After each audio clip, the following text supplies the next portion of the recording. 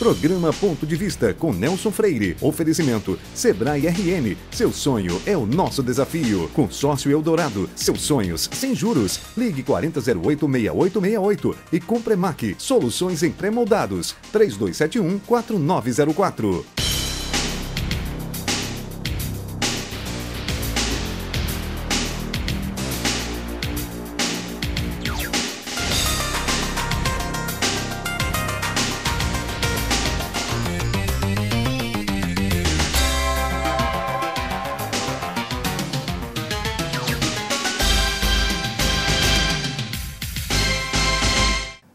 Há um tema importante que merece nossa atenção: gestão pública e corrupção no Brasil.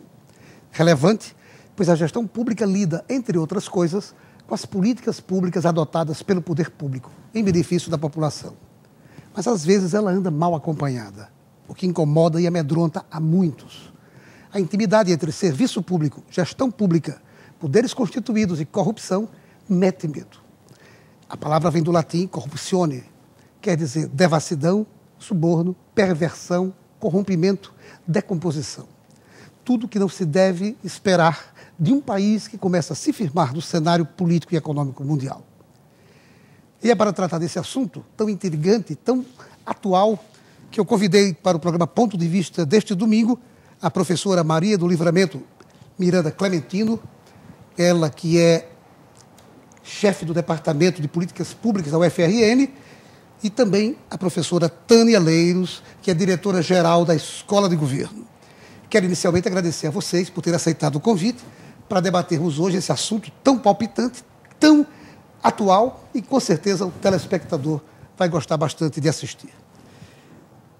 Maria do Livramento, a universidade e outras universidades oferecem cursos de gestão de políticas públicas.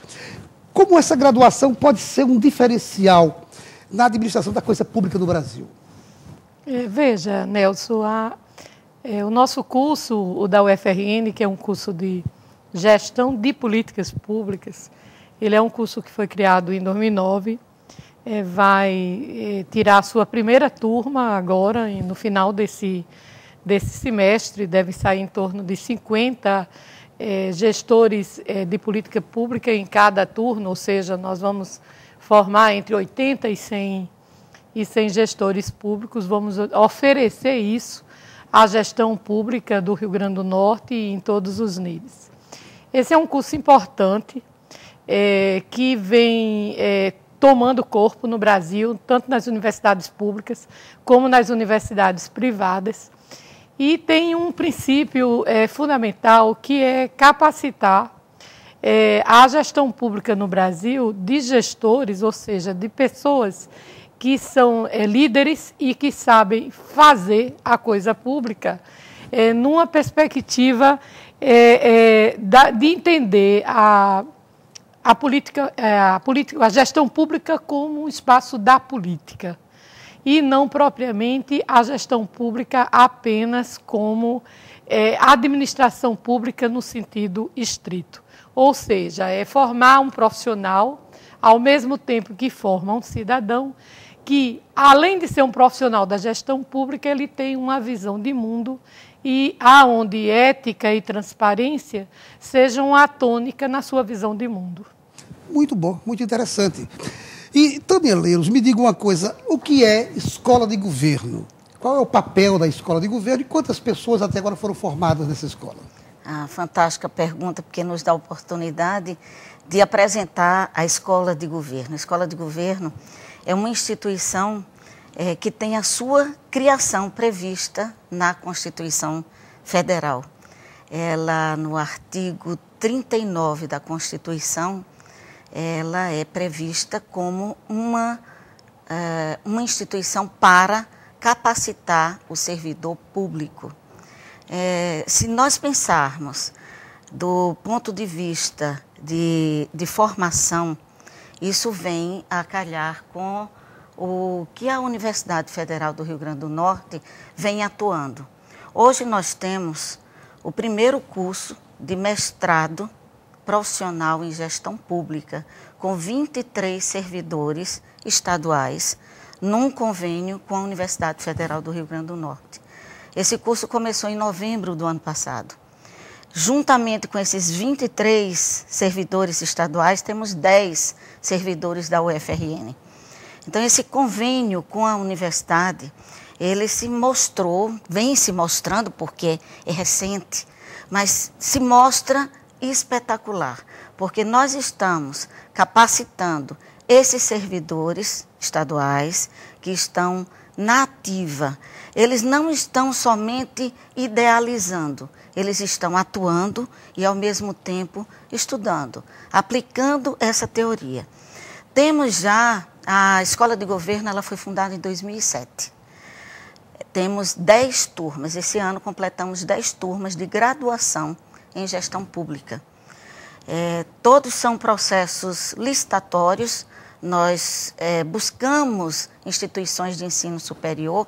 A tecnólogo em gestão pública, graduação, é um contrato com a Universidade Potiguar. Este ano, formamos 500 servidores públicos estaduais.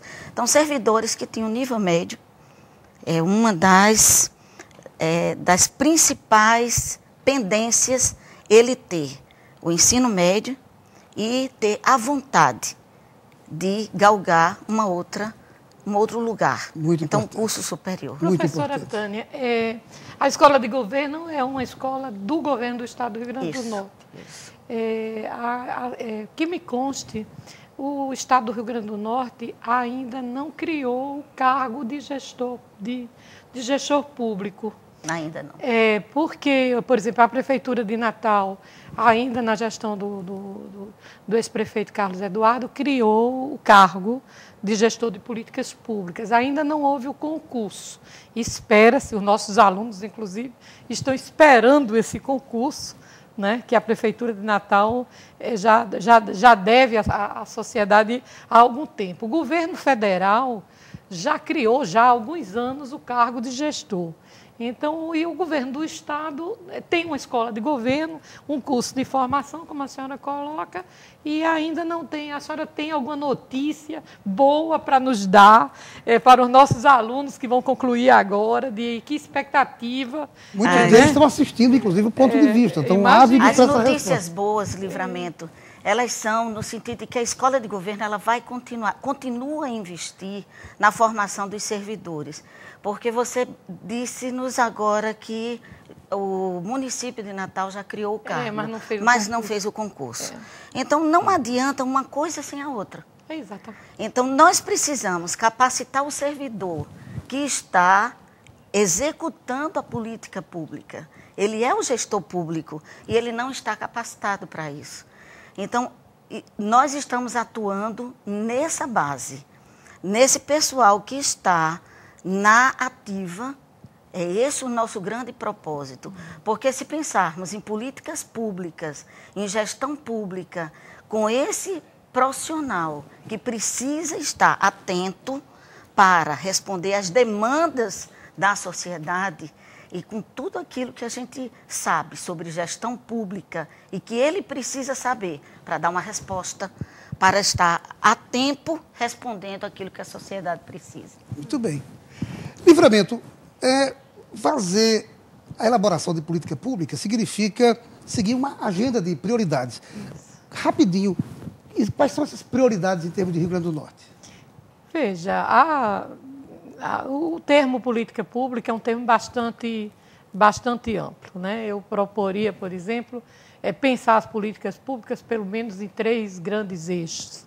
As políticas que a gente poderia chamar da promoção econômica ou do desenvolvimento, as políticas do território, né, que são aquelas que estão afeitas ao desenvolvimento das cidades ou mesmo do campo, e as chamadas políticas sociais, né? No geral, se confunde política pública com política social, principalmente numa sociedade como a nossa, que é uma sociedade muito desigual, né, onde os níveis de pobreza são muito elevados ainda, muito embora a gente tenha políticas públicas recentes no Brasil que tenham atacado essa questão, né? As estatísticas estão aí mostrando que as desigualdades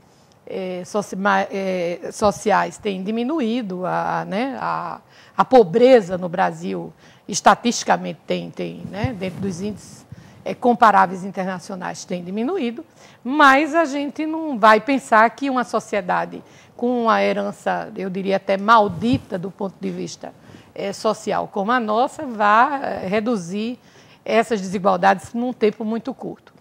Então, veja, se a gente pensar na nossa conjuntura e na nossa conjuntura do Rio Grande do Norte, e pensar que o censo está sendo divulgado agora e que nós temos mais de 80% da nossa população urbana, digamos que os nossos grandes problemas são urbanos. Certamente, né? certamente. Então, eu diria que, digamos, já que vai ter eleição para prefeito esse ano e que a agenda pública precisa ser construída no debate popular, então eu diria que há questões que são básicas. A primeira delas é a educação.